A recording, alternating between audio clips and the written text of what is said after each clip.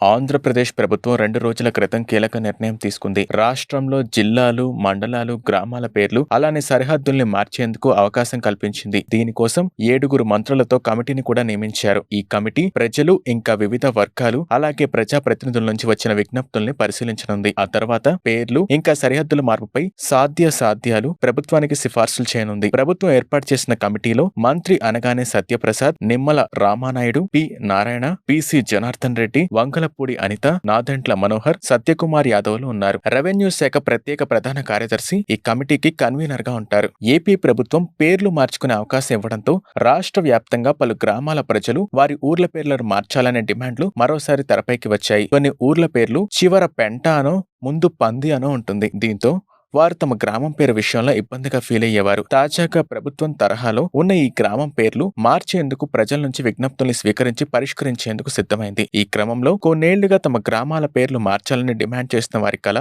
నెరవేరబోతుందని చెప్పాలి. అయితే కొందరు మాత్రం తరతరాలుగా వస్తున్న ఊరి పేర్లను మార్చడం సరికాదనే అభిప్రాయాన్ని వ్యక్తం చేస్తున్నారు. కానీ ఒకవేళ ఎవరైనా వారి ఊరి పేరు మార్చుకోవాలంటే ఈ కమిటీకి తెలియజేయొచ్చు. శ్రీశైలం సమీపంలోని సున్నిపెంట అనే ఊరు ఉన్న సంగతి తెలిసిందే. ఈ గ్రామం చివర పెంట అని ఉండడంతో స్థానికులు కాస్త ఇబ్బంది పడుతున్నారు. ఇటీవల తెలంగాణ ప్రభుత్వం పెంట చివరిగా వచ్చే 2 ఊరి పేర్లను మార్చినట్టు వార్తలొచ్చాయి. ఉమ్మడి కర్నూలు జిల్లాలో సదరంపెంట, వేంపెంట, డీవనిపెంట పేరుతో ఊర్లున్నాయి. నెల్లూరు జిల్లా దగదర్తి మండలంలో చవట పుత్తెడ్ అనే ఊరుంది. ఈ ఊరి పేరు బృందావనంగా మార్చాలని డిమాండ్లు వినిపిస్తున్నాయి. నెల్లూరు జిల్లాలోనే తుమ్మలపెంట, గరిమెనపెంట, పెంట్రాల, చీమలపెంట, గానుగపెంట, పందిపాడు పేర్లతో ఊర్లున్నాయి. సత్యసాయి జిల్లాలో గాండ్లపెంట, అన్నమయ్య జిల్లాలో కుక్కలతొట్టి, కడప జిల్లాలో చీమలపెంట పేరుతో గ్రామాలున్నాయి. అయితే ఈ ఊర్ల పేర్లు మార్చాలని స్థానికులు ఎప్పటినుంచో కోరుతున్నారు.